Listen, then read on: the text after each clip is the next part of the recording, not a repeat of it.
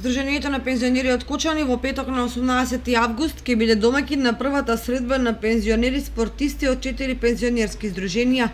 На средбата е најавено учество на пензионери спортисти од пензионерските здруженија на Кавадарци, Куманово, Прилеп и Кочани. Ова е спортски четворомече генерален тренинг на најуспешните спортисти од овие 4 града кои ќе учествуваат на пензионерската олимпијада, која на 2 септември ќе се одржи во Кочани. По иницијатива на Прилеп и Куманово сака да се организира еден турнир, четворомеч. И предложија Кочани, како и ние сме изненадени, како добри домакини сака да почнете од Кочани. И веќе у Кочани што се почне, продолжи се, на друго место се прекине.